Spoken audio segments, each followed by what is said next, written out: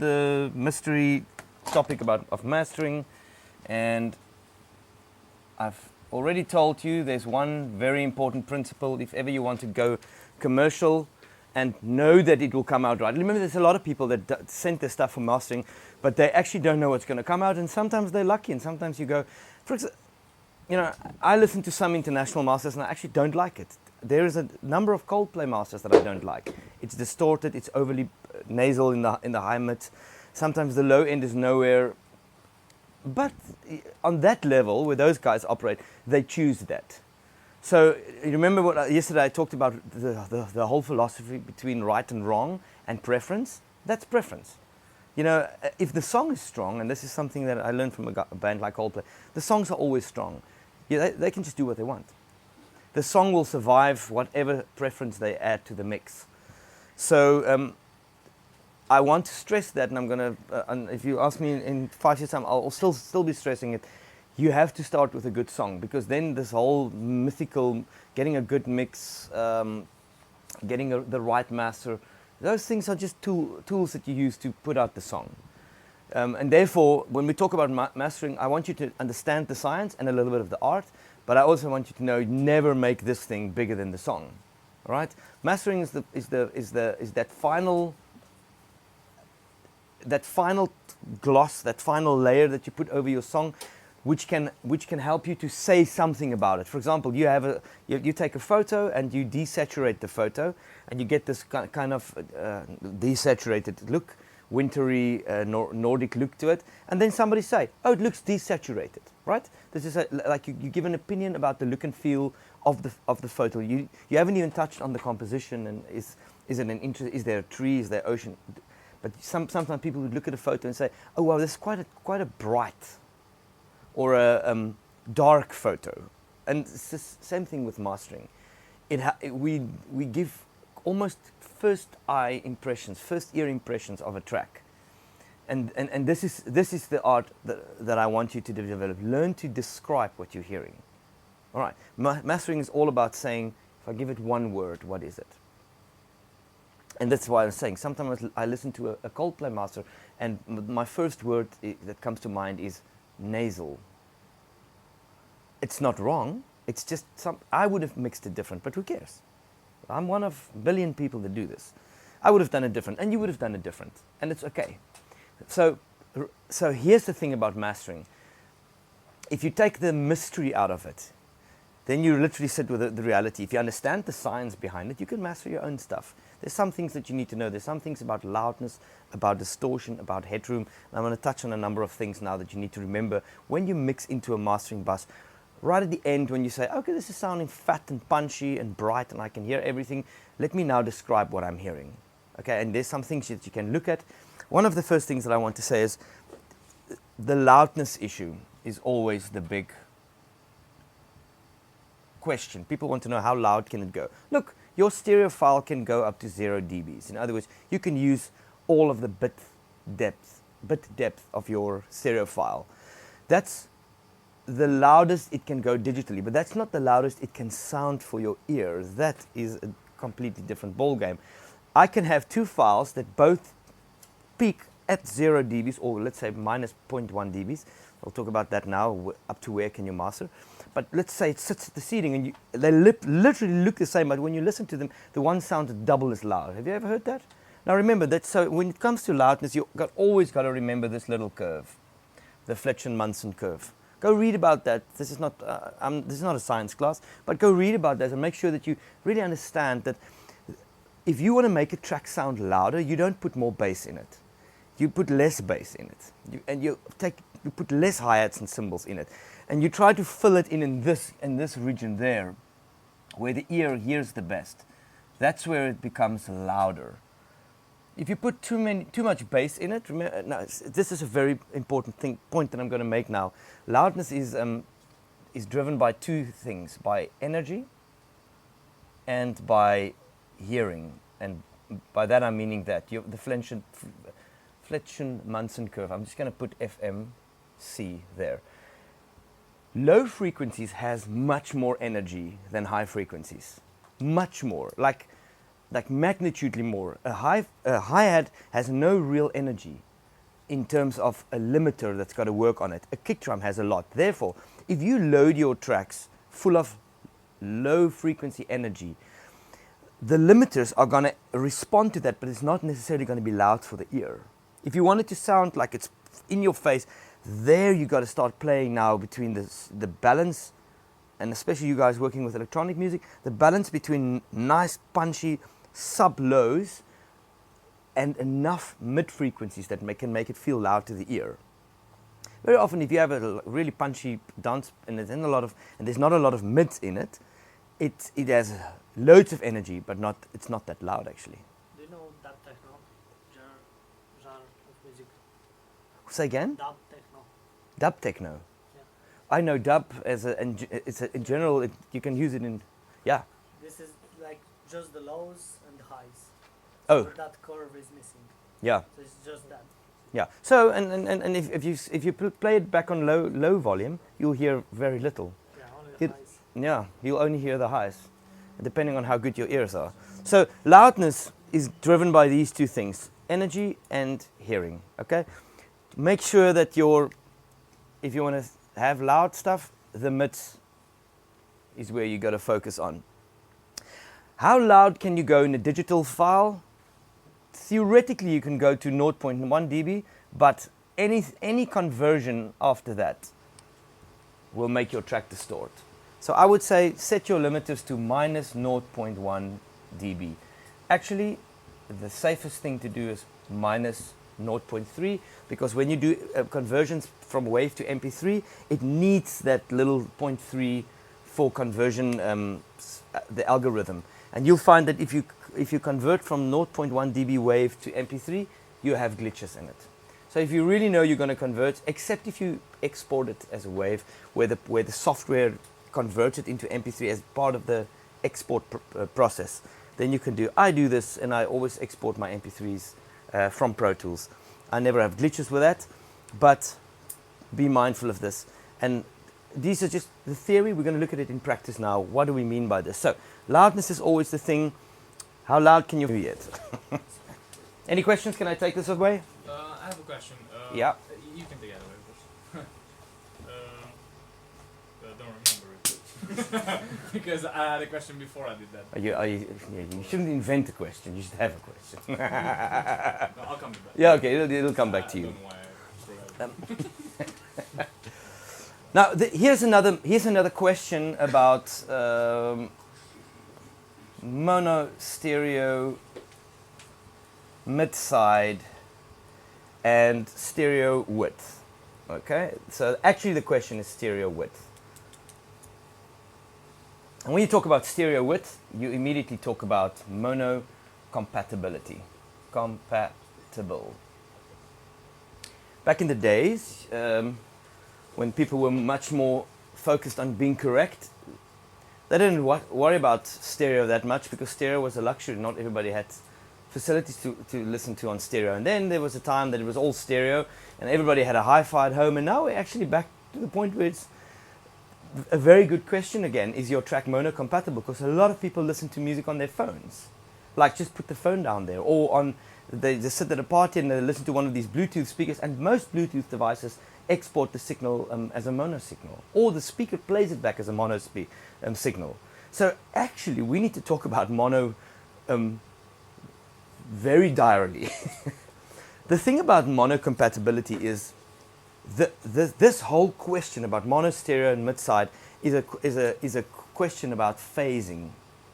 Okay, and that is again, I'm not going to give you a science class on that, but that has to do that is what you're hearing coherent with each, is the left and the right speaker coherent with each other? Because if you have a very, very nice, open, bright, wide mix, the truth of the matter is there is a lot of phasing going on. If you would mathematically put those two channels onto each other, you will very soon know whether your mix works or not. And in most modern mixes, it'll be destroyed to the core. And you'll hear, they call it comb filtering. At several places in the mix, there will be big dips. Film music, for example, doesn't care about this, because film music depend on big theaters. And they just say, look, if your mix sounds wrong, it's because you're not listening to it in the theater. We don't care. But we don't actually have that luxury with popular music. We got to think on behalf of the people who actually consume music, not necessarily with headphones and in studios. All right. So without going too deep into it, if there's a lot that I want to say about mono. Your mix needs to work when you play back in mono. This is so important that I almost want to encourage you to learn to mix in mono. And especially you doing electronic music, try that once. Just take your stereo bus and pull the. Sounds awful. You've tried it. Well, I tried because I had a party where I played, and I wasn't prepared for that. And they had mono speakers. Yeah. And I had to just put at the end, convert everything to mono. Yeah. And it sounded awful, but that's what I had to, because I wasn't prepared. Yeah. Yeah. The only thing you need to do is it's not really just listening to one of your channels, because very often things are so stereo, then half of the information is gone. Because if something happens only in the right and you play back only the left, you don't hear anything of that side. So the question is, if you put them together, what's left? And this is something, and I'm not going to go too deep in it, but just make sure that they need all the intelligent information needs to be in the middle. Now, this whole question, where it becomes a mix master thing, is some things always needs to be in the middle. For this time, when you have only a mono speaker, you got to make sure some things are always sounding right. Kick drums, snare drums, vocals, and stuff that drives the center content of your mix. In other words, if this song is about a hook, you can't pan the hook far right and have some effect on the other side, and then when you put them together, they just phase reversed. Okay, this is how you mess up. So here it gets, the art and the science meets each other. You got to make sure that the most important information that conveys the message of your song is super mono compatible. There is no phasing issues, right? So there's minimal phasing issue. Look, reverb on a track is a phasing issue.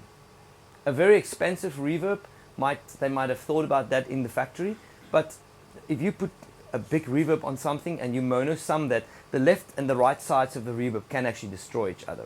And in which case the vocal may sound super dry. It's not a bad thing, but just remember your mix will sound very different on a mono speaker. So you must actually, that's why I don't have the time for that in my life, but I can encourage you to say, mix a song in mono and make it sound hot. EQ it correctly so that everything is in the middle.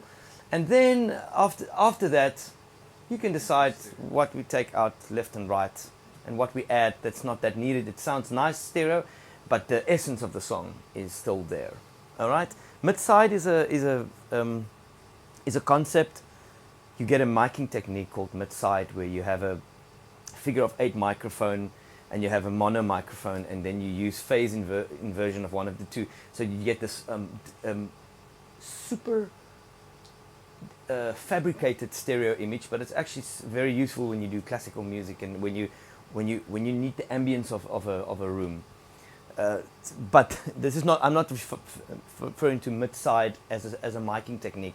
I'm talking to the fact that when you think of a mono and a stereo signal, some people call mono stereo, but mid-side, there's content in the middle of your mix and there's content to the sides of your mix.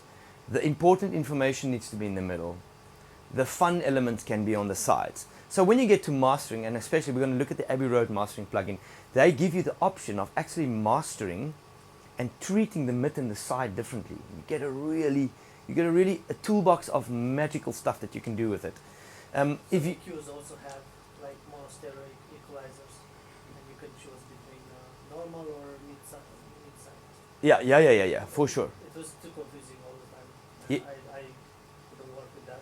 Yeah, we'll look at it now. On this track, not that I'm going to master it like this. I'm just going to show you what your toolbox is, so that you can work on the mono part of your signal. We call that the mid. Okay, that's the stuff that happens right in the middle, and it's in both speakers. It's the same. And then the sides is what happens left and right, and it's independent from the middle. Because everything that is stereo in its essence, that has a wide stereo image, this is the thing. There's different things and obviously different frequency components, obviously, to the mids and the sides. All right. I'm saying this because we all like a wide, big, cinematic feel on our mixes. I am, for one, I'm wrong to the core. I love mixing wide and very super stereo. And the reason for that is I'm a film music mind, right? But just know that when I do that, sometimes my mixes will sound super incorrect on a mono speaker. And I have a mono Bluetooth speaker that I used, and on pop stuff, I just make sure that there's a kick and a snare that flippin' work and the kicks, and there's a vocal that's bright and then I can hear the message, and the main parts of my guitars and my synths, that they're still there. All right. This is what I want to say about this, and now I want to just talk about. So do you recommend trying to mix in mono in the beginning? I would recommend somebody when they start with music production to work with tape machines. It's not always possible, but if you've started there, you have appreciation for mixing and editing on a whole nother level. All right. Somebody recorded analog, like tape machines, reel to reel. Us old men. Shall we draw a tape machine to you, to the young guy? Anyway, no. I actually, when I started music production, the studio at the music conservatorium was just reel to reel, and in the month that I moved in there, they ripped everything out. So we had other techniques. We mixed analog to stereo on what did they call those cassettes? Dat tapes. Yeah, dat tapes. That was stressful because you had one go, some people playing in there, and you got to find a mix and add a little bit of reverb with an outboard machine and say, okay, this is right, and then it gets printed on a tape.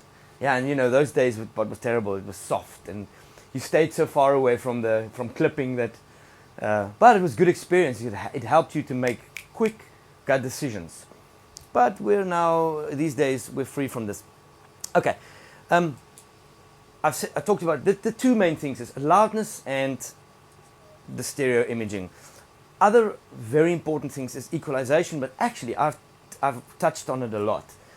Rather take away than add frequencies, especially on a mastering level. On a mastering level, you just want to find out which frequencies are fighting with each other. And remember, you might have the perfect acoustic guitar sound and the perfect electric guitar sound, perfect vocal sound, treat it well. But when you put them together, and it's not something you do wrong, but at certain places, some frequency components suddenly sound together at a millisecond. And what you then get is an exaggeration of the waveform within the mix. And those are the things that very often everything is great up to that point, but then you listen back to it and it feels screechy, it feels muddy, in whichever band it may be. And at that point, it's important that you go and find those frequencies that sound together and take them out. And for this reason, I want to say EQ is a downward process, not an upward process. Okay. Again, I'm going to talk about compression on a mastering level. Not compassion. That's when you love somebody. Compression. Okay. Might have compression for compression. Yeah, compression for compression. Compression. This is again one of those things. Nobody ever explains compression at a mastering level, but what it aims at doing, and I'm thinking of the first time that I went to Abbey Road Studios, and they had this compression section that they only work on the mid frequencies, like in the intelligent band. They have this like really expensive compressor as part of the desk, and then he masters on these terrible Yamaha NS10s.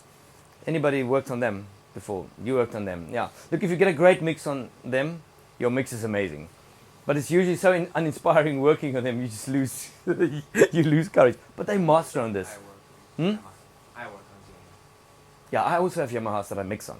But but I have the big one, so they. Yeah, me too. The 8-inch, the HS, yeah. I started with the small ones. Yeah, that's the small ones. You get great mixes if you can work like the 5-inch monitors. They're great. Yeah.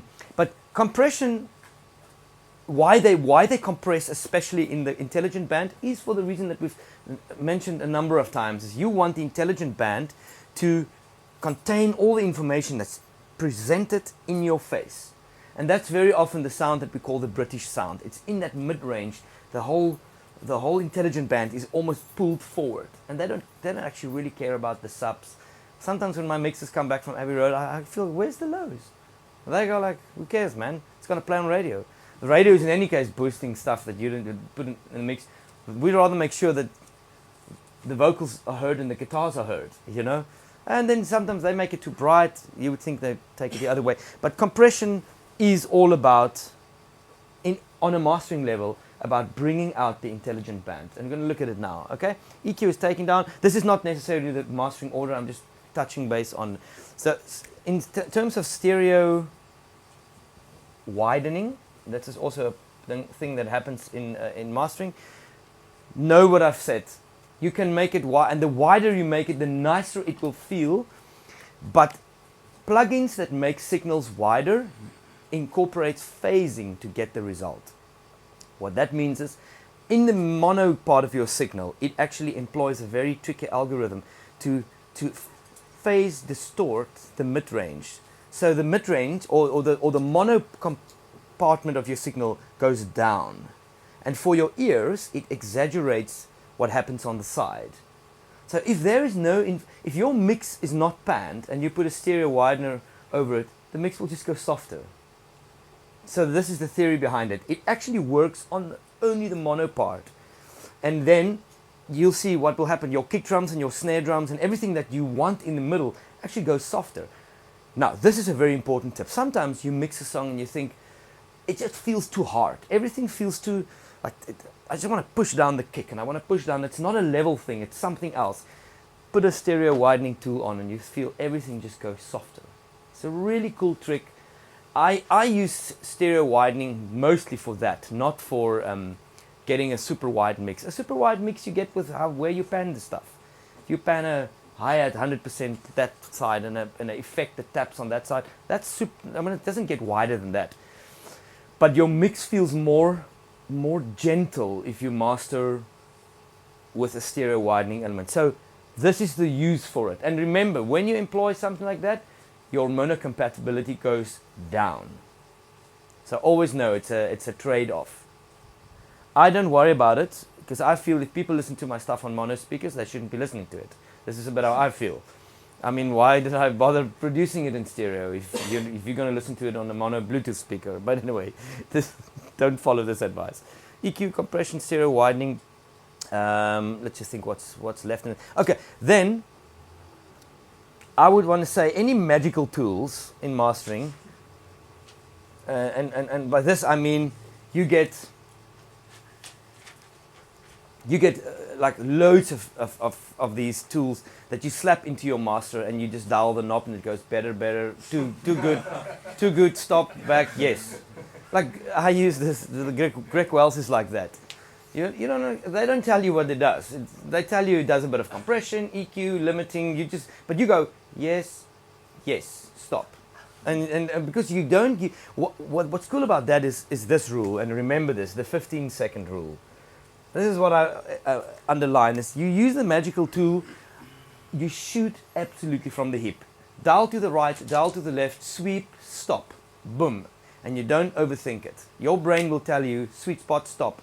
And that's what it is. And I'm going to show you the chain now, but just remember, it's dangerous because up to this point you have made decisions, and this suddenly changes your decision. So make sure that you really trust the plugin and you really trust what it does, because it's probably going to make it a little bit brighter, a little bit more compressed. Trust the process. Okay, before I continue, one thing I want to say about this is not always necessary. Compression on a mastering level, always remember the philosophy. It's supposed to bring out the intelligent band. If it doesn't do that, or if the intelligent band becomes less nice, in other words, becomes too gritty or too nasal, because that can easily happen, don't do it. The type of song that you work on, especially if you have a lot of stuff fighting in the mid-range for space, this might not be a great idea. because it's just going to make it more dense, and it's just going to make everything more flat in that range. I find that if you can test it, and then if it becomes really dirty, just try to discern what is it that makes it dirty. Is it a string pad? Is it a textured guitar that's too loud? And just go mute that guitar, mute that pad, and see what it does to your master, and say, oh, you see, that thing is actually not helping my mix, and then pull it back in the mix. So this should only enhance you to hear better when you don't have big lows and big highs. All right. Beware that this can mess up your master. Okay, magical tools, remember, quick, intuitive decision making. And then, this is an important thing, air. I'm just going to call it air, whatever this is. This may be an EQ or like a fairy dust type of plugin. What that is. But that is in the very, very high part of your signal to enhance the frequencies there. Now, I use the API 560, and it's a super musical EQ, all right? And by sweeping up the very high end of your track, it's almost above what you can hear. What it does is it enhances the overtones of your natural instruments. And that should be the only thing it does. It shouldn't make your hi-hats too bright or your cymbals brighter. It should literally feel as if somebody just blows cool air on your mix. And the best way to describe it is it opens up the appreciation of your mix. Check it out. We'll look at it now. No, it's called, the type of treatment is called air. So, for example, this little preamp of mine that I use has got a button, an air button. And it does the same thing. On the mic, it's on the vocals. It's not really on the, it's not on the sibilants. It's above that. It's the overtones, the super high overtones just gets a chance to be heard a little bit better. And it feels to you brighter, but it doesn't feel piercing. It feels like there's air on the track. Silk. Beautiful. It opens up. This is some mastering engineers use this to, like, this is the main thing that they do. Your mix gets played and they just make it airy. And it feels to you, oh wow, the quality has improved. This is what it feels like. It's a better quality. It's definitely not true, but we all appreciate a little bit more overtones that's gently complemented. All right? That's just for highs, not for lows. Air. Yeah, because you're thinking about low air now. Yeah. Yeah, confusing term, only for highs. Yeah. And then two more things that I want to say. This is not in order. I'm going to do the order right now. Multiband compression. The way I use this is to make sure that if you have to divide your mix into, let's say, 6 bands or 4 bands. I have a 6-band multiband compressor. Again, your bands each has a word that describes them. From the lowest frequencies, we talk about the subs. Those things that you only hear when you have really big monitors. This is not even big enough. I think this should be something like 6-inch. How many inches is this? Robert? 5, you think?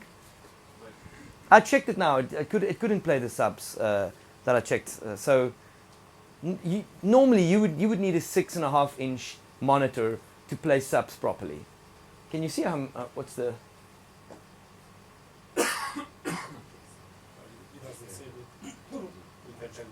Yeah. No, it should be. You're right. I think, Robert, it's about a 5.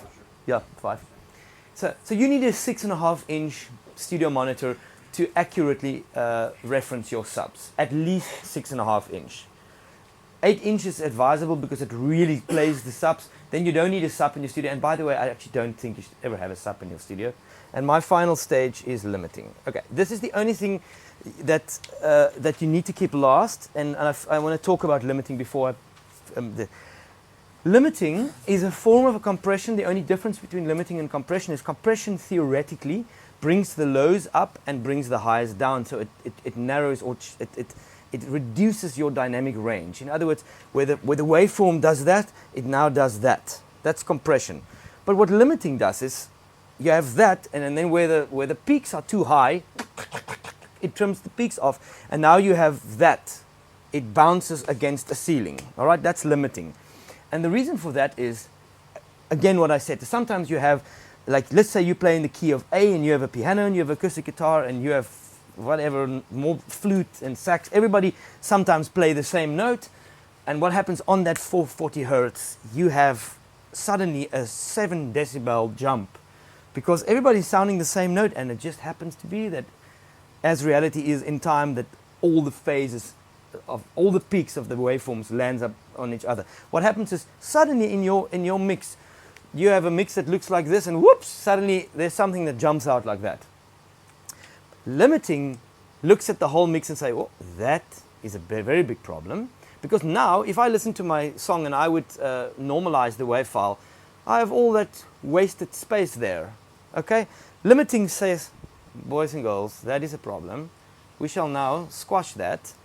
And what happens is the whole mix can go louder with 6 dBs. That's just the layman's explanation for what limiting is. It takes all those little things that stick out 3, 4, 5, 6, 7 dBs. It squashes them.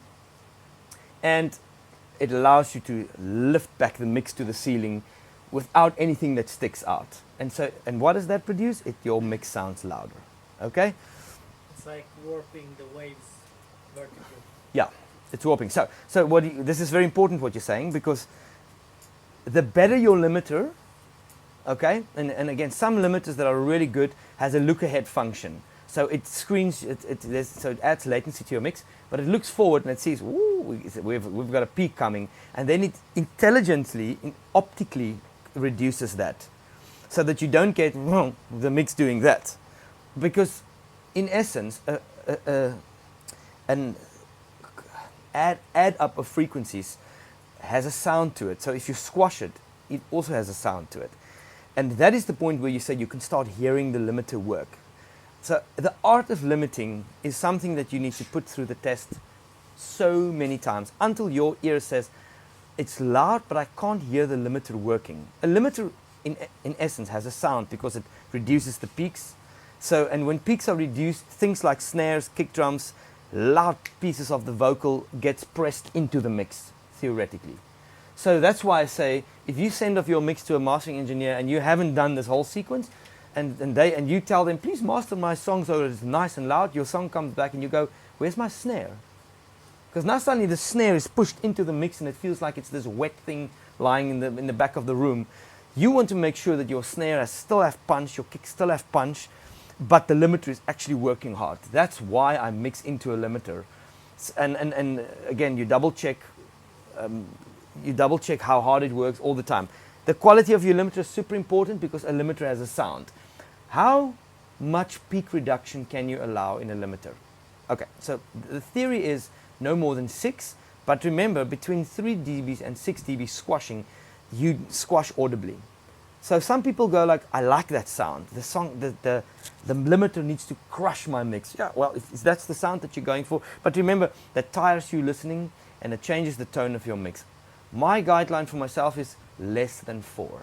I try to let my limiter sit around 3.7 on the loud parts.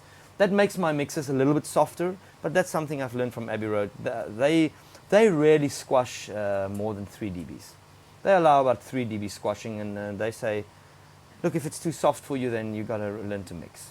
And that's their theory. Is like you don't pay us to fix your genius for you. Learn to mix, and then you come back to us and you pay again. That's kind of their theory, and I like that. You have to understand. You shouldn't squash more than 4 dB.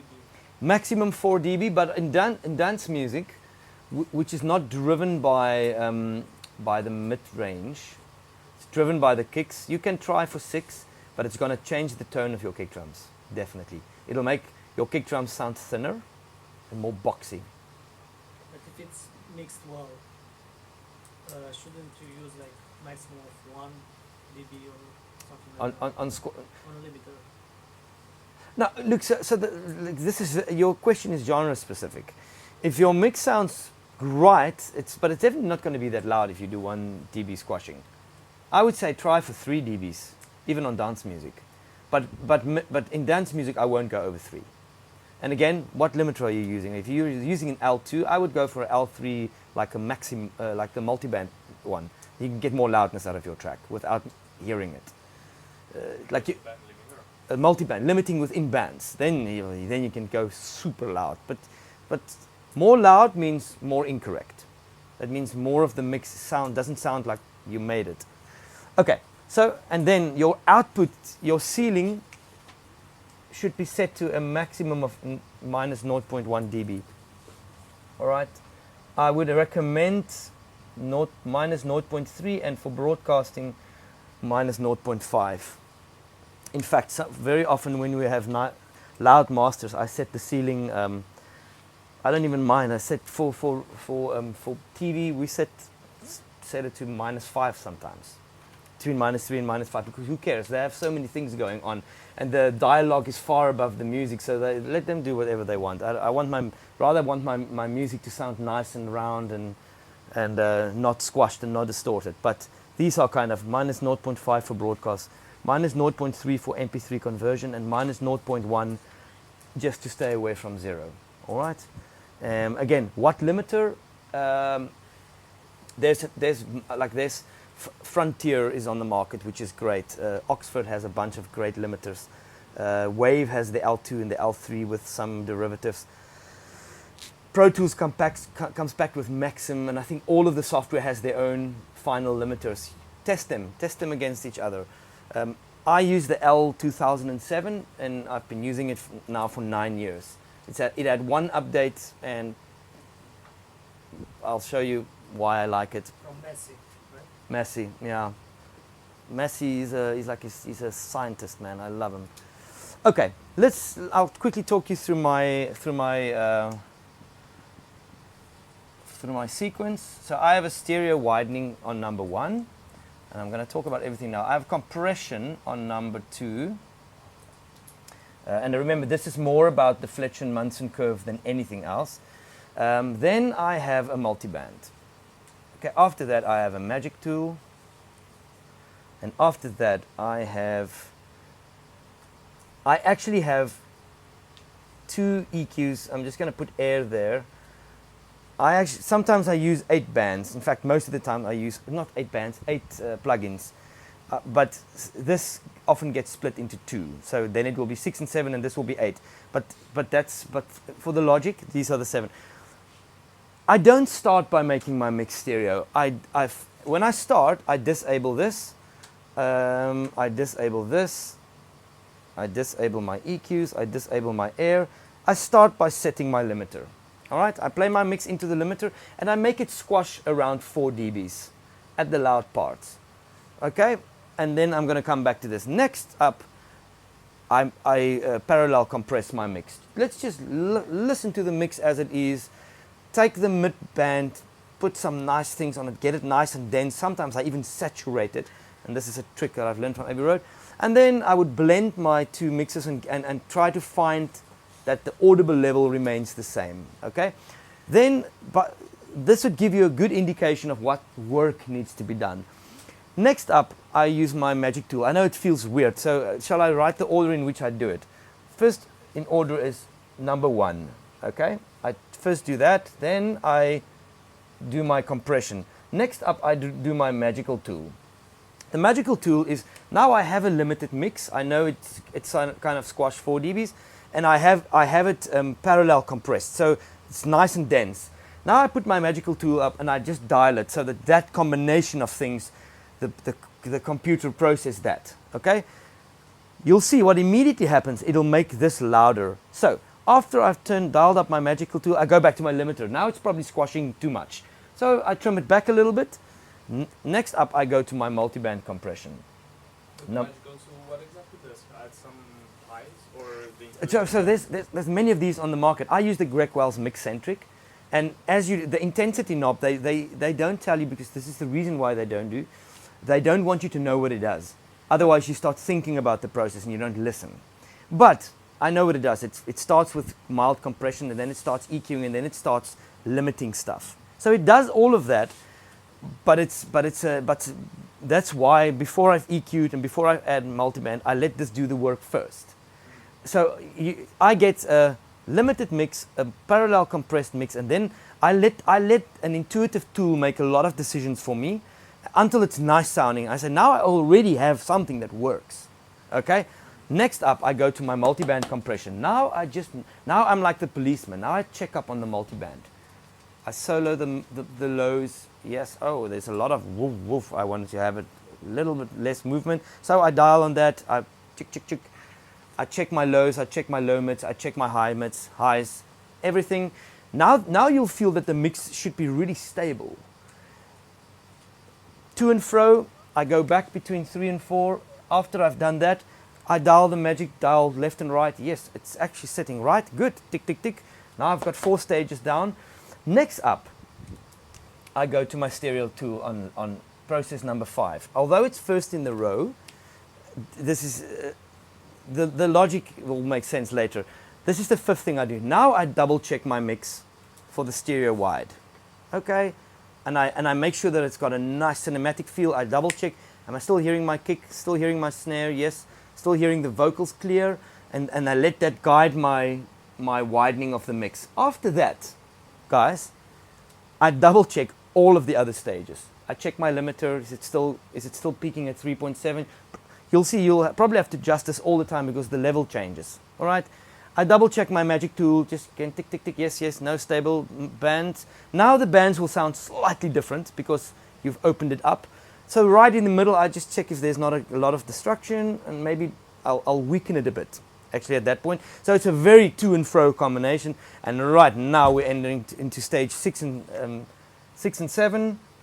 I put a little bit of air on my mix. Just put some fairy dust up there, and it sparkles it open, beautiful. And now 7, is it right? Yeah. On number 7, I take my master track, and now I just go through 10 bands with my surgical tool and just double check, are there any evil frequencies that I've missed that bypass the air, bypass the magic tool, that bypass that, and I just like 1 dB. You don't even hear it. If you bypass it, you sometimes can't even hear the difference. It just feels more open.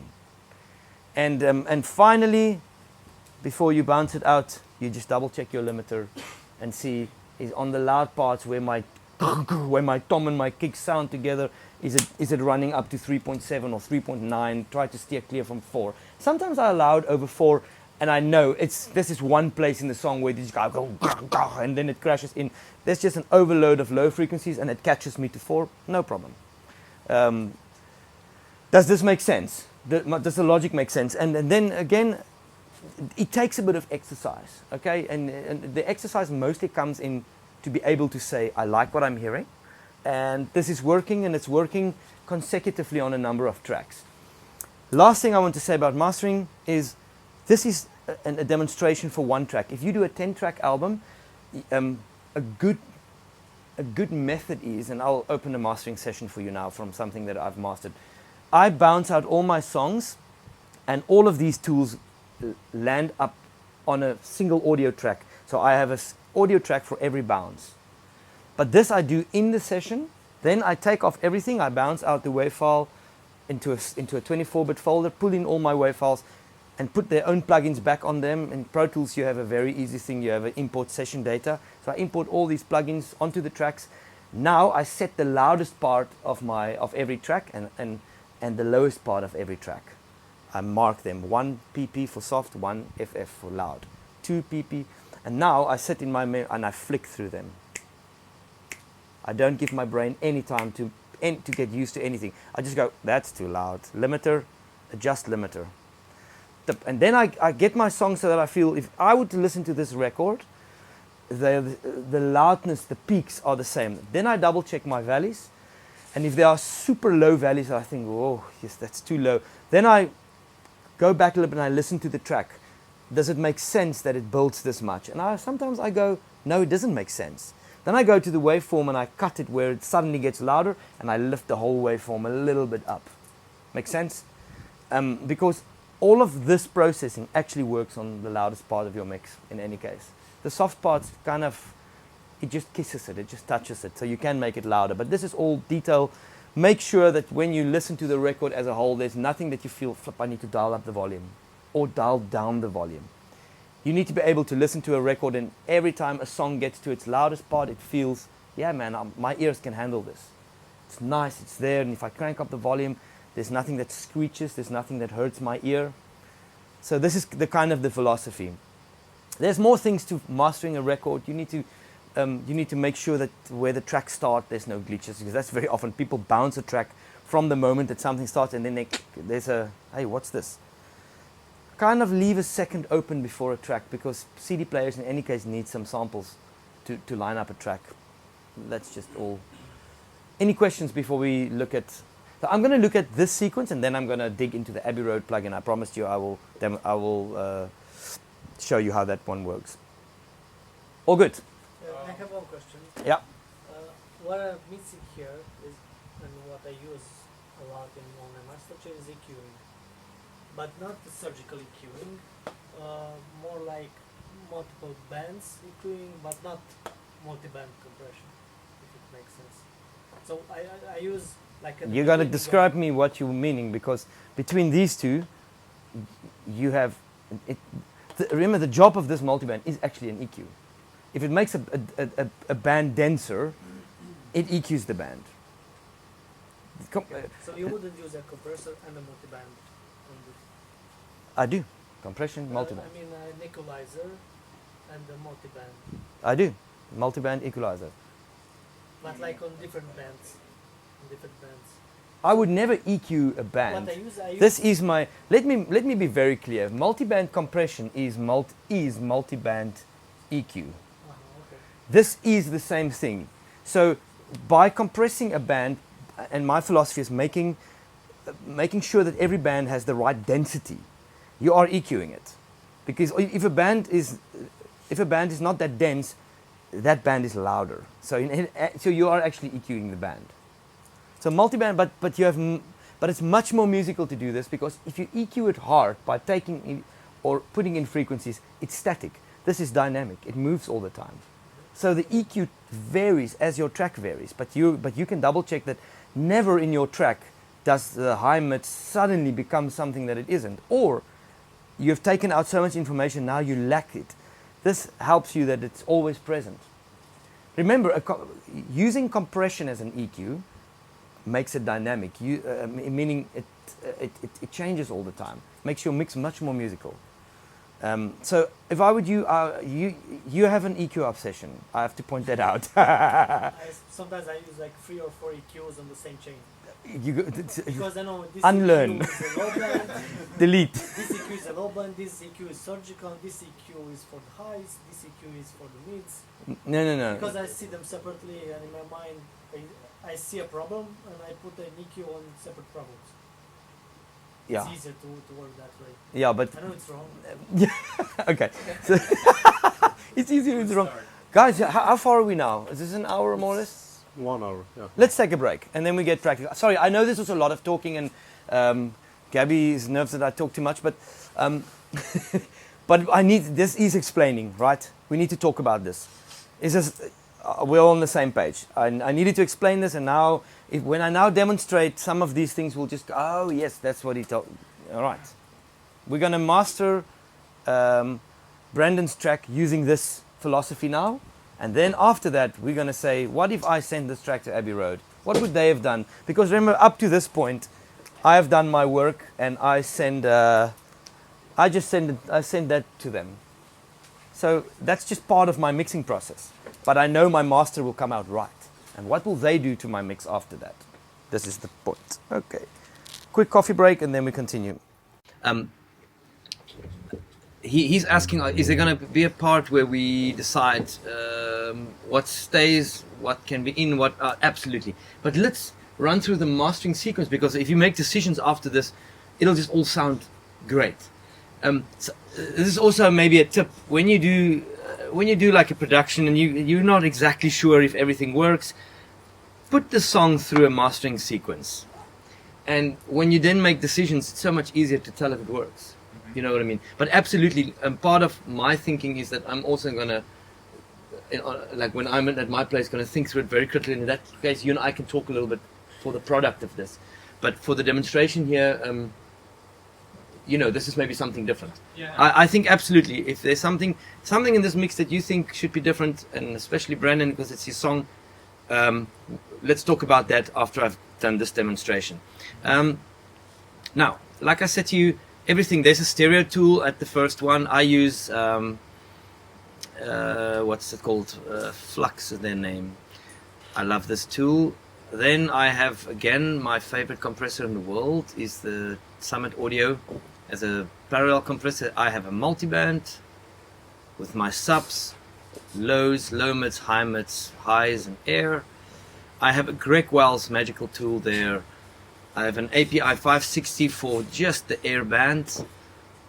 Then I have a what I call a coarse EQ. That's just to level out rough frequencies.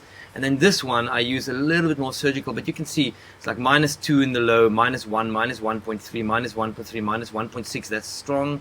-1.9, that's strong, and then another -1.2, 1.1. This thing is a 10 band EQ, and somebody asked me yesterday if I have to buy something from Waves. This is a very musical EQ. I love it. And then after this, I have a limiter. Let's just look at the limiter for a second. The threshold is basically how deep do I dial into my mix, and then the reduction should never be more than 3.7, and it writes this figure for me there. And obviously when I look at the loud part, the mix should be right up to the ceiling, and the ceiling is specified with that. It sits at -0.1. This, what's cool about this, it has, you can't really set the attack, but it has a mode. And what I like about this is it's keywords, loud. So this works more on the Fletcher-Munson curve. In other words, it squashes the lows more and allow more of the mids through. The mellow squashes more of the high mids. The smooth squashes more of the highs, and the vibrant squashes more of the lows and allows more of the mids and the highs through. So it has a nice sparkly. I like vibrant because this is a poppy track. And then release on dance music, I would put it on fast, and on really weird film music, I would experiment with medium and slow. But normal is good. Vibrant, attack, normal release, and threshold. This is the limiter that I use. I find this a very clean, a very transparent limiter. Even when it does hard work, it doesn't distort. Yeah, it's great. But just to give you an option of another limiter that you could use, that is also really great sounding. Let me just find it. This is almost an intelligent mastering limiter. Again, you have the threshold, you have the output. You can hear hiss straight away. Say again? You can hear hiss straight away when you open it. Yeah, but the reason for this is this looks into the signal. It's actually, I'm supposed to take that one off, because remember that one add dBs of. If I put this to the same, I think it was 8. Let me just double check. 8.1. If I put it to the same, one can actually.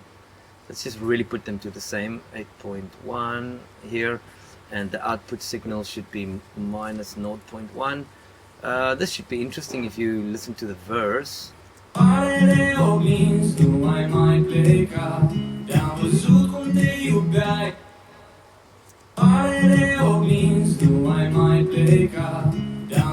Can you hear the difference in sound?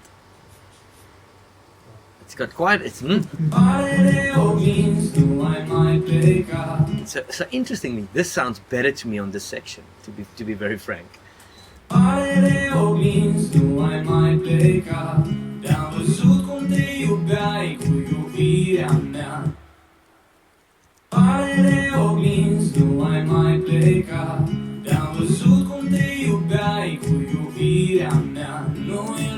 I can describe to you what I'm hearing, but it's actually in this verse. This one sounds better to me. This has a more it's a more narrow sound.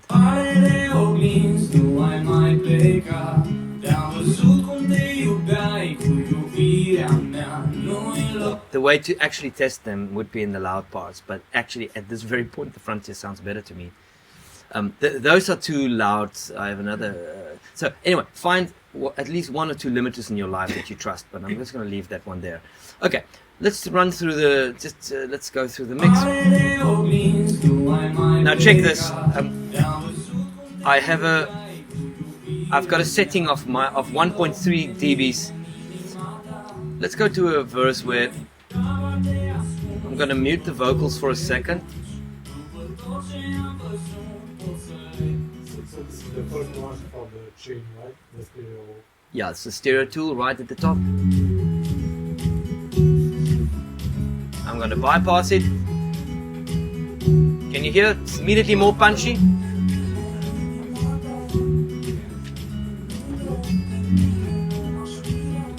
Can you hear it? It just opens up. When you bypass it, it's more punchy.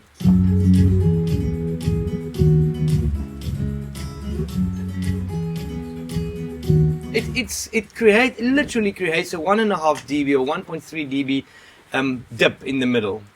But for the ears, it sounds more cinematic. Okay, and if I put the vocals in,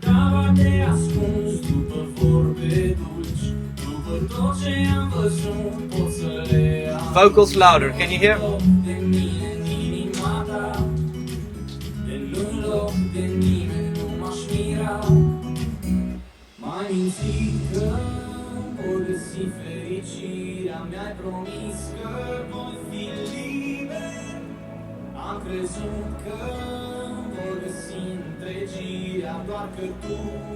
And this nice graph shows you how far does it extend left and right from the middle, which is just a really cool graph. And when you have reverbs and synthesizers, that's really spacey. This thing will give you a super nice reference. Okay, we're gonna come back to that. Next is the I'm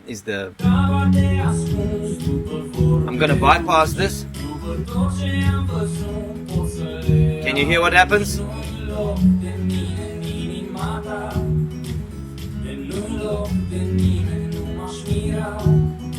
Much more boomy.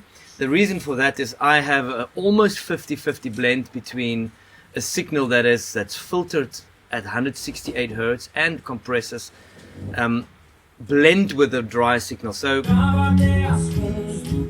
but immediately what happens with this is it feels easier on the ear. It's more light and you can almost hear the music better. This makes it... I'll tell you straight away, an untrained ear will like this more, the more boomy mix.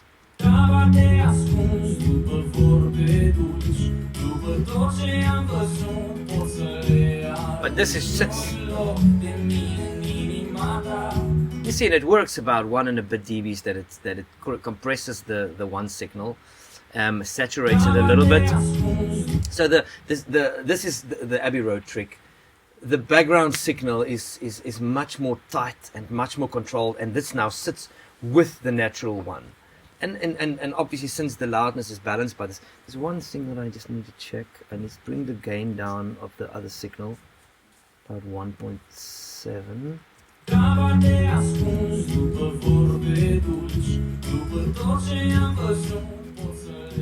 Oh, sorry. Okay. But, okay, so this is kind of self-explanatory. Does this always work? No. When you, for example, come to a very full section like this groove,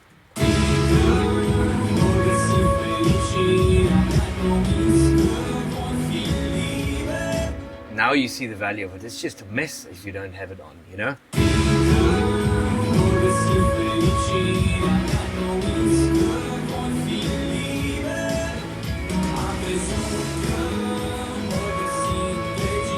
Can you hear it distort? This limiter is completely set too loud.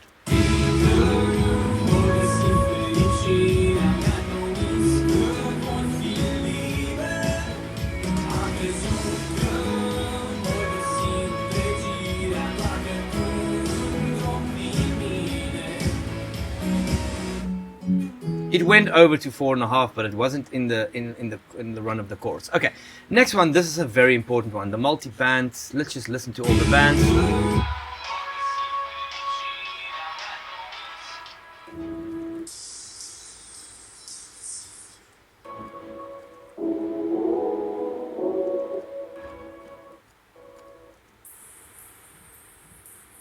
This is normally the bit of the frequencies that you hear when somebody has a pair of headphones on next to you on the train. And this is the sound that you hear in the club when the door is closed. And then this is just something you never listen to.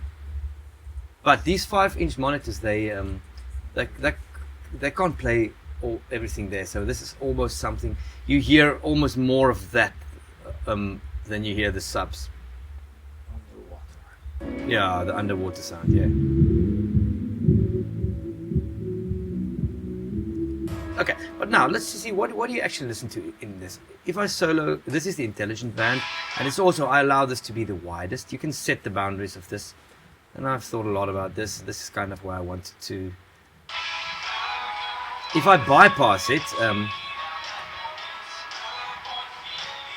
there's not a big difference, but listen to, there's much more movement.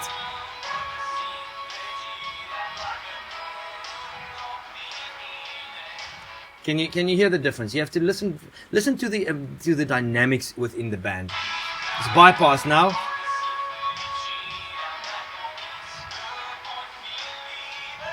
Okay, I'm gonna bypass it. It's working now. The best way to describe is the band feels more stable. Yeah. Okay. Let's listen to this band. Same thing. I'm gonna bypass it. Okay. It just tightens it up a little bit. Let's listen to this one. This band, as I said, the low mids is a dangerous band. It's where your hearing channel resonates. So this is very often where something doesn't sound pretty is in this band. I'm gonna bypass it. You can feel there's resonance in your hearing channel, especially if I make it loud. Can you hear? It's not nice. Let's bypass this.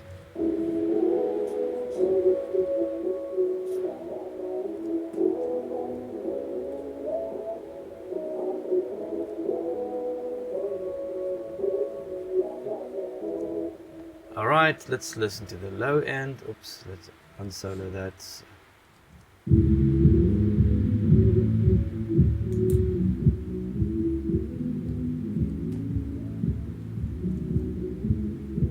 Can you hear a lot of running around? And if you, this tightens up everything in the band. Okay, and right at the top.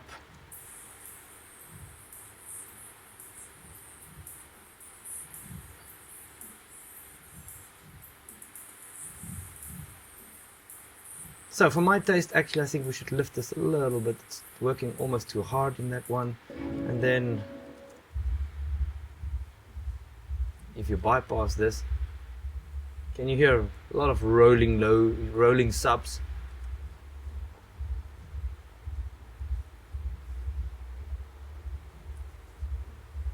And again, how deep do you set it? You learn to listen very closely. This is one of the best exercises for your hearing training. And again, if we play back everything, let me bypass the whole plugin.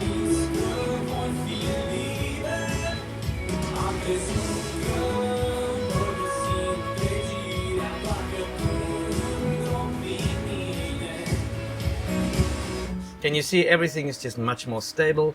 Okay, let's go to this plugin. Bypass.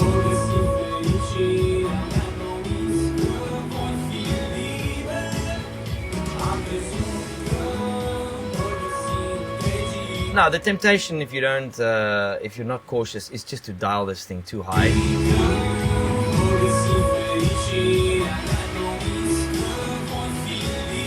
This is how your master would sound if it's wrong, right?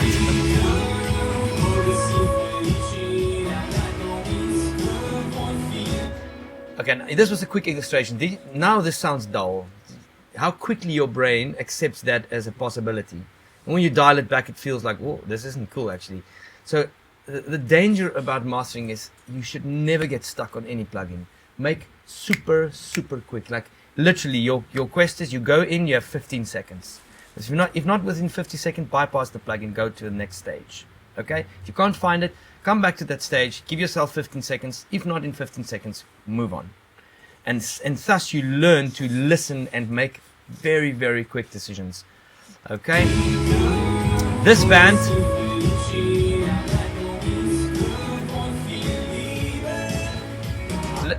maybe I can just guide you. Listen to the tambourine specifically and listen to absolute high end of the snare and the voice. Okay, I'm going to bypass it. Now listen to the tambourine.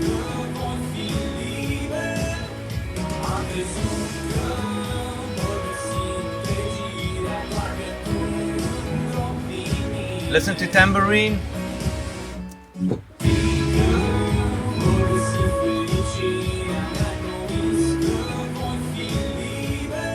The nice thing about this API 560 is you have an analog function.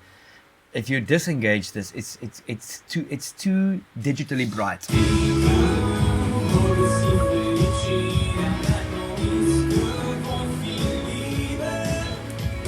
You won't hear the difference easily if you don't sit and work with this a lot and train your brain to zoom in on that. But this analog function is so cool. You can make it brighter than you should, because it's almost mimics an electric circuitry rather than a digital circuitry. Okay, then these frequencies, I'm just gonna go through them quickly.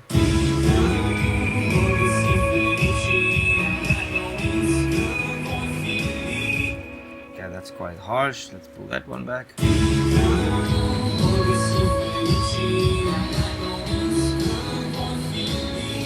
Mostly the overtones of the guitars, minus 2.7, same thing.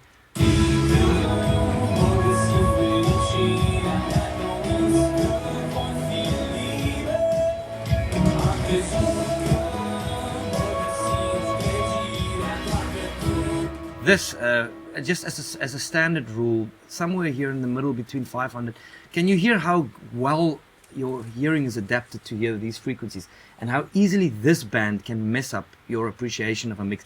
If a mix sounds like this, like a lot of people, because I don't know, their mixes sound like this. And it may be that your guitar, the mic, typically this happens when you put the mic on the guitar amp straight and too close to the center of the cone. It produces a lot of that. And very often a mix comes out like this. And if your hearing isn't trained, you're just bothered the whole time, or you don't know why. Alright, so just know that when you come to a position like this, just pull that back, and now hear how relaxing it feels. It just opens up everything. Okay, and then a little bit of the low notes.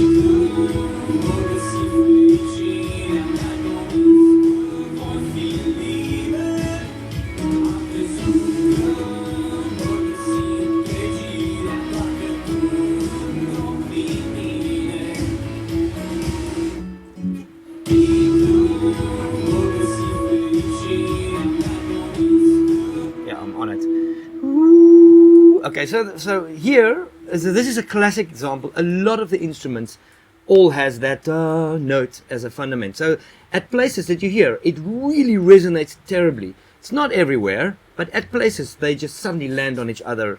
And this is why in this course EQ process, I don't mind taking out 3 dBs. You won't. I'll bypass the whole plugin now, and you'll hear the difference.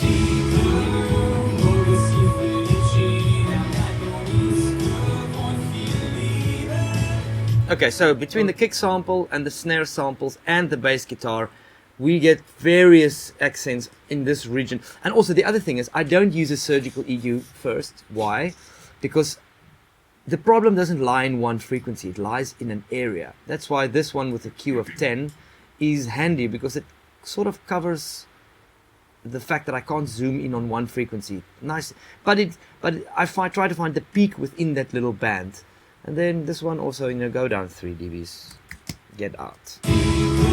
So let's listen to the mix with plugin and then without plugin.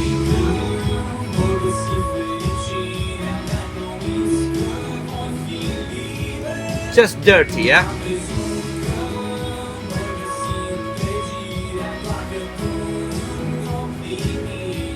Now I know people who does mixes like this, and it's especially a very South African thing. They would take this lowish band and just dig in.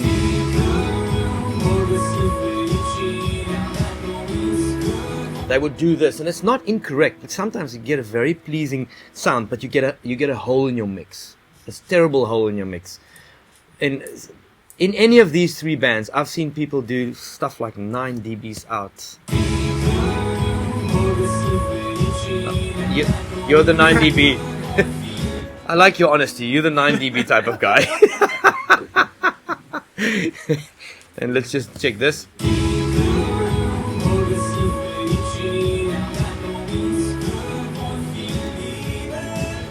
So remember that with an EQ that has a Q of around 10, you destroy a significant amount of the content. Make sure that you really find the right frequencies. And again, you see, I don't hang on too long in the space. Sometimes when I start this process, I literally shoot and then I double check it later. I just find the first place that it resonates and take it out so that I don't get my brain used to anything. Now, this EQ,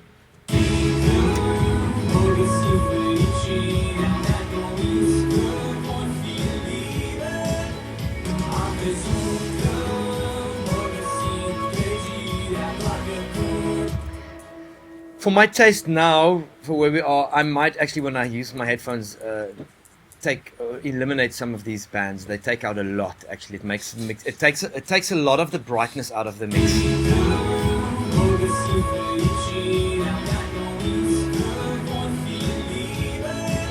Okay, but I'm gonna leave it for the moment because it's technically correct, and then obviously the limiter.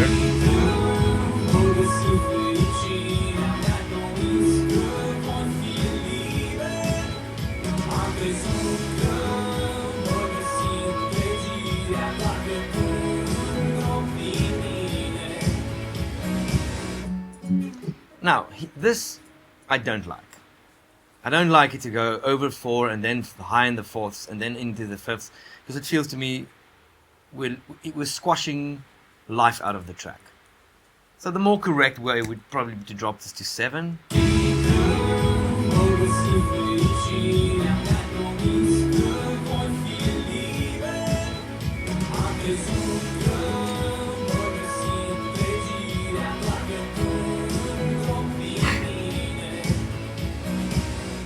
Okay, so now for sanity's sake I go to 7.2. Then I know it's going to go over here or there, but but this is a more correct way of doing this.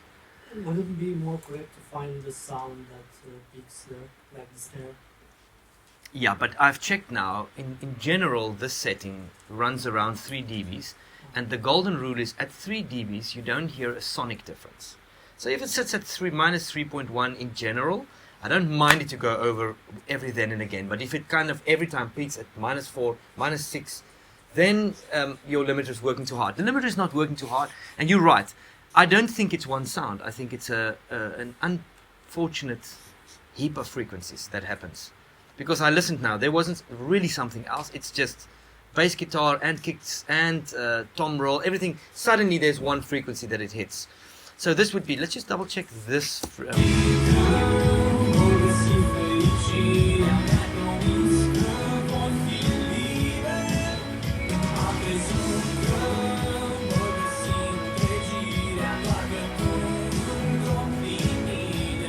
Okay, they're running at the same. Let's check them.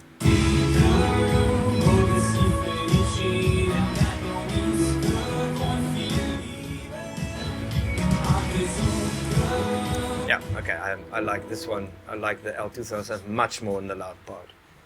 And this is a preference thing, and this is a style thing, and you find your own magic. All right. While we're at it, I want to double check one more thing, because I explained when we were just having a break. I'm just going to lift this band so we can hear well.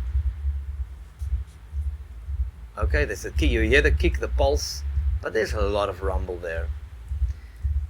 Very correctly, especially in a pop track, I can tell you that this bass is too much.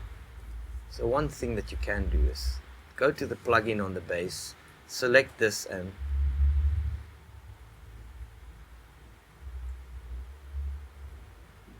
clean up the low end. You can almost start. This is a very musical filter. It doesn't cut it. It's just really just pulls it back. Now it will feel very light, but you'll hear the pulse much stronger in that band. Make sense? So this creates a much cleaner low end. And what I could suggest is now, if you listen to the whole track, the bass guitar will sound very soft.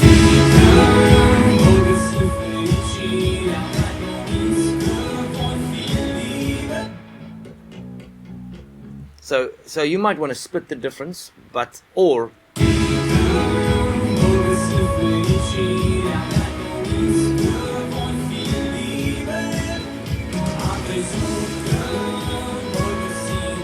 this is a little trick for getting a very clean low end. Solo your sub band, listen to what's going on, and you basically want the kick to be much more prominent than the kick and bass combination, because there's nothing as tiring as listening to a song that's got a lot of low end, but you walk away from it and you don't feel the groove as powerfully. This gives. I'm going to undo what I just did because I need headphones for this. This is a super dangerous thing that I'm doing now. I'm just going to undo this, and undo the level.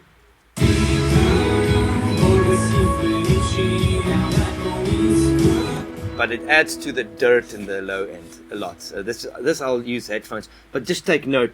My mind goes like, "Oof, we're on thin ice here," and I would really want to check this out. Something to do. And remember that the day that we did, I think it was in the editing day, I told you when you're gonna mix without your bass guitar. Remember I said that.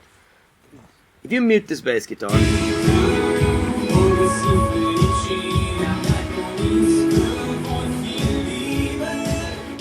What this does to you, this tells you if your kick is too loud.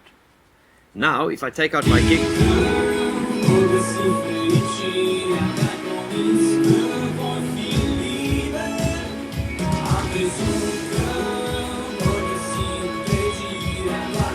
you see, now the kick set's actually much nicer. I pushed this kick terribly loud yesterday because of the bass guitar. I wanted to feel the pulse and I couldn't get the pulse out. It's because the bass guitar has too much low energy for this mix. And there's a couple of things you can do. You can go into this multi-band compressor and squash the life out of this whole band.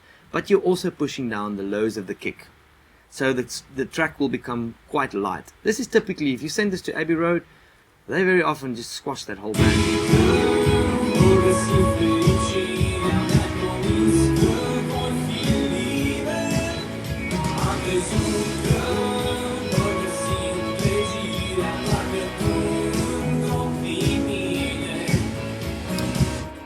Without over-explaining this, experiment with this with your headphones. Make sure that your kick drum has the final say, and your bass guitar needs to form a groove with the kick drum, not compete in energy and in frequency thickness. All right. Still, this pad vibe bothers me a lot. I don't know why.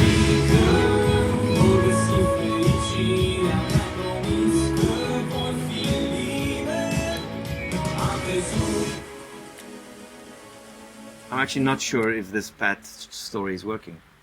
What's your feeling, Brandon? If the pad is worth playing there, or if it just up to a point it works.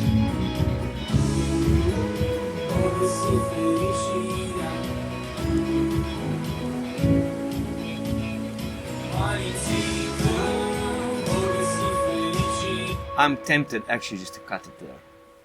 in the end of the course, Yeah, for when the final chorus is just open it up and let it be a clean. So you have all the dirt building up. This could be something. I'm going to try it. Where's my pad? So I like the level of this. Let's just consolidate it. And when it gets to final chorus, I'm just going to cut it out for now. It'll make for a very interesting relief in the frequency range.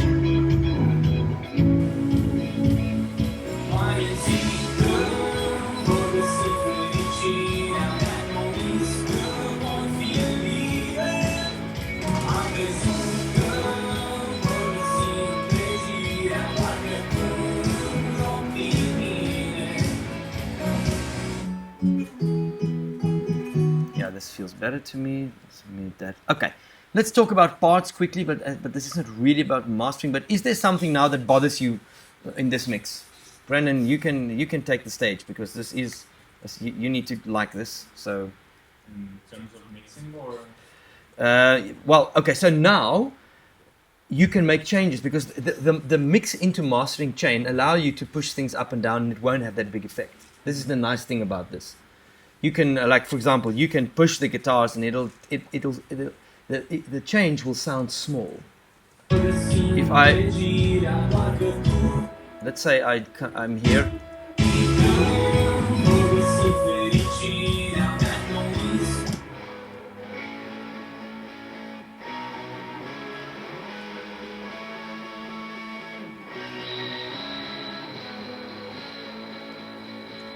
It's got quite a screechy sound up there.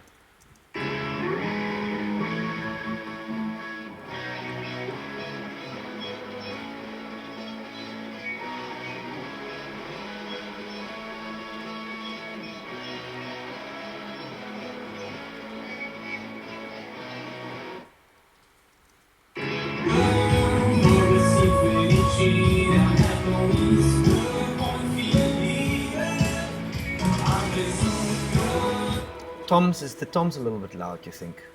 That tom roll. Yeah, it's a little bit all over a little bit overpronounced. Let's pull this back.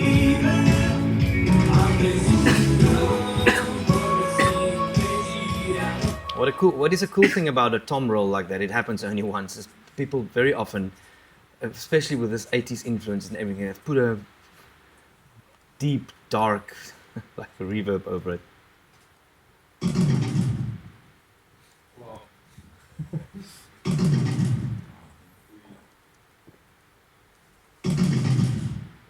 Like this Phil Collins type of. You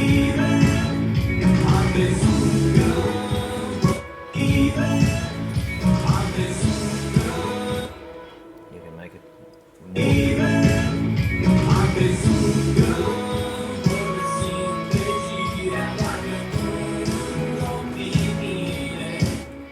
Okay, let's quickly look at the parts because now we can make some decisions. The first chorus, let's check it out. I have a question. Yeah. Do you ever use reverb to push something down instead of? Yeah, I do sometimes. It's dangerous, but I do that sometimes. I do it very often on drums. And I use a dark reverb, not a bright one. Something that as you ask that question, check that on my reverb bus.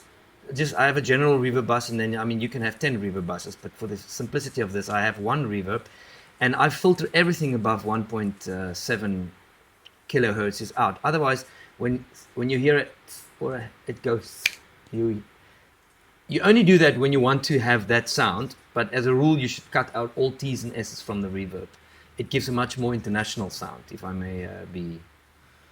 Do you put a reverb on a drum group or drum bus? Sometimes, yeah. As a mastering tool. No, as part of the mixing. No, I mean I go freaking wild on. I'll play you something just to show you how wild I'll go on drums. I have a little mix here. This is a long 30-minute track.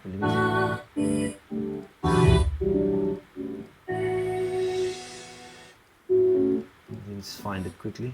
No,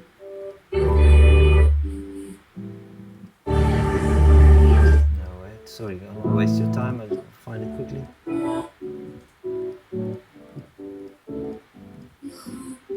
Oh man, sorry. It's one very big.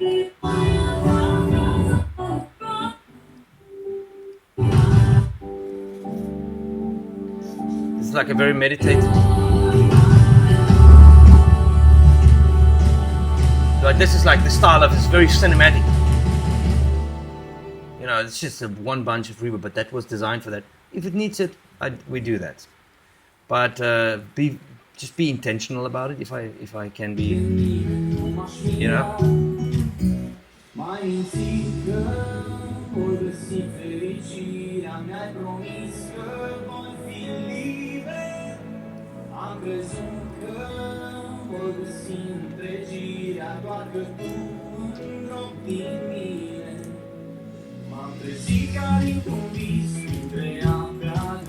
Is this chorus working for you, Brennan?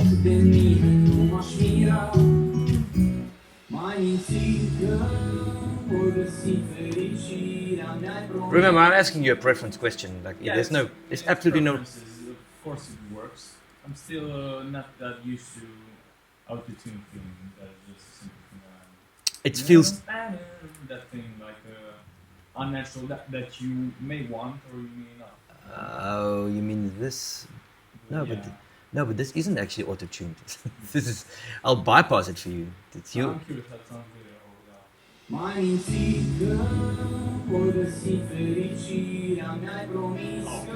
That was the sound made by saturation. Say again. I think that was the sound made by saturation. Yeah. Okay, I'll bypass that. But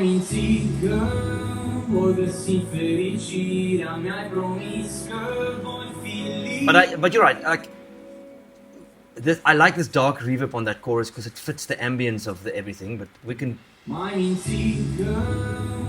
still sounds good. Just tough for me. I mean, I don't even know what I want to hear. So it sounds good. This is not a problem.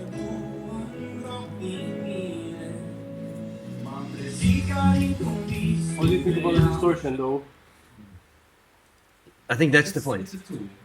Yeah, it's absolutely. But would you prefer it without it? It doesn't. It doesn't really make sense. No. It makes difference, but not. No, you're right. You know where it would make a difference if you would use a lot of if you use like a dub step hi-hat pattern over that, it would feel very cool because that would fit this kind of if you do a Linkin Park vibe on it. But in this case, the idea was just to suddenly let the vocal be out in space and then pull it back. But the reverb already does that.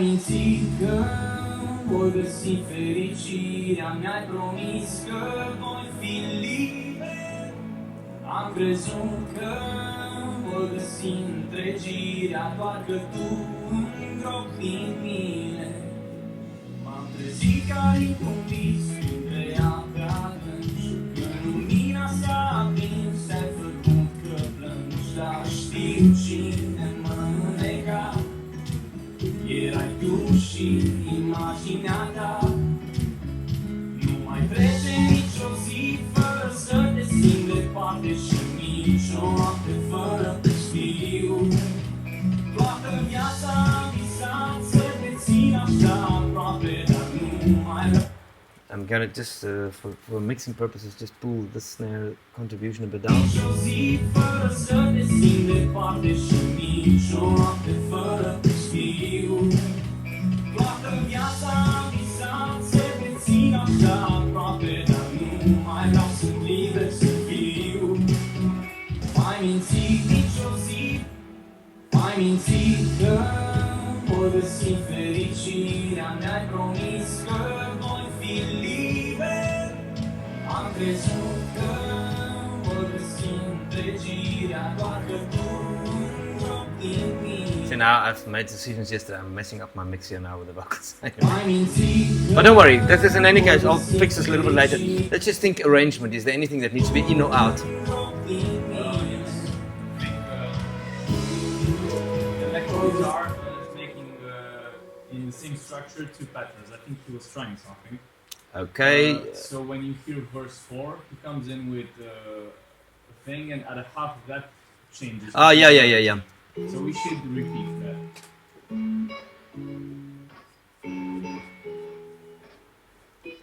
And now repeat it. But still, in the end, was doing something really cool from the previous take. Yeah. Okay. So in that case, we just use that and then paste that.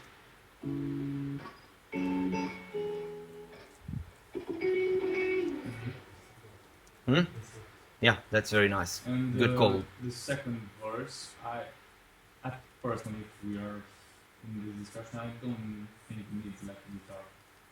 Yeah, I agree with you. Te ascunzi după vorbe dulci, după Good call. Yeah.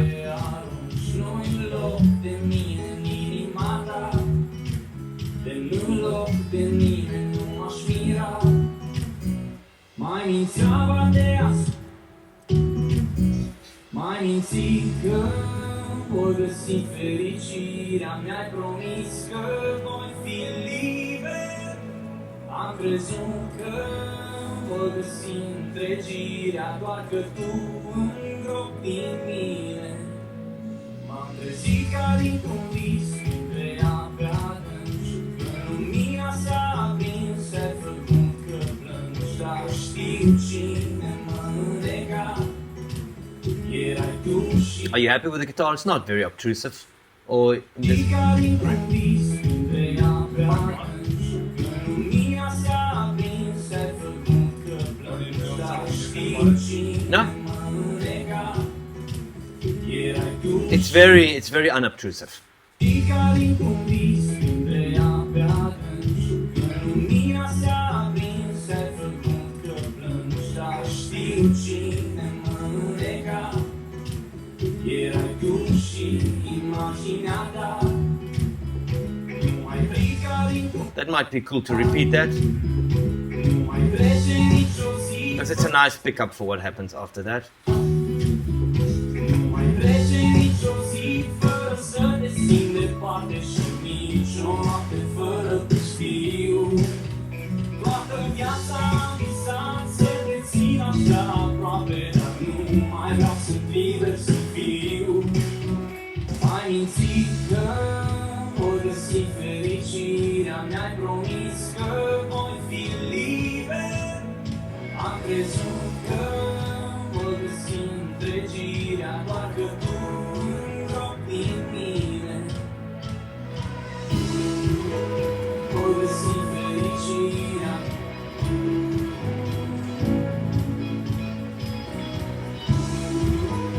Voi găsi fericirea.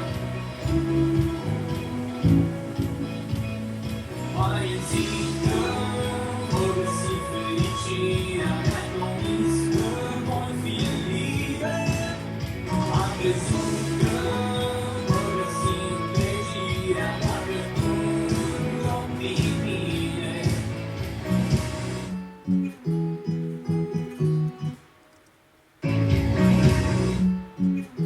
I hear a glitch there. What is that? Is it the acoustic guitar? Yep. Let's just check what that is.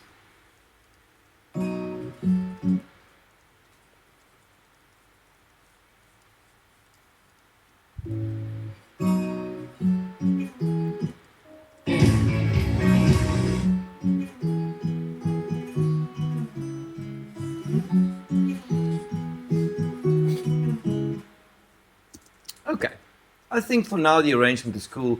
Again, like I said, when it comes back and it's finally mixed and mastered, it will sound different. But that is just because this listening environment, I'm just guessing what I'm doing. I'm sitting far from it. We can put the aircon on if you want to, if you're hot.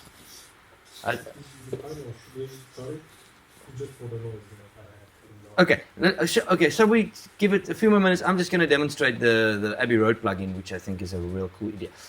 If you're going to go creative and master a track like this with a mastering plugin, all right, I won't skip any of those stages. Still get to up to this point and make it sound nice. Okay, you may want, if there's one thing that you may want to switch off, it's that air plugin, and you're going to switch off the limiter. Okay, so I would go into the Abbey Road like this.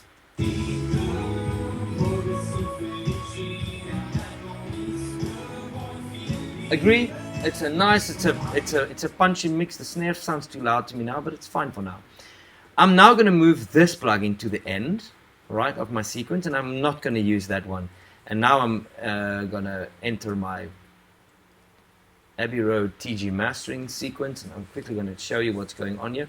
Now, it's a very small thing to see, so what they've done is, for each of these different sequences, you can open the whole thing, right? And you can close it, and that section, and we'll go through all the sections now, and every section has a chance of standing on its own. Let's look at the input stage, which is this one. Now, what is nice about this is, and this is very often what happens when you go to Abbey Road Studios, you can work on stereo, DO, or mid-side. I'm just going to work on the stereo file for a second. There's various things. You can set the input level. You can differently. If you're going to work on, like you can work on the right and the left together. I'm just going to link them now so they will be the same. But if you look at this tape equalizer, this used to be back in the days when you printed something to tape. This was a setting of the speed of the tapes. Now, on flat, nothing happens, but just check this out. If you put it to 7.5, oh, it does not like. Oof, boy, baby. I'm gonna have to stop this QuickTime player for a second.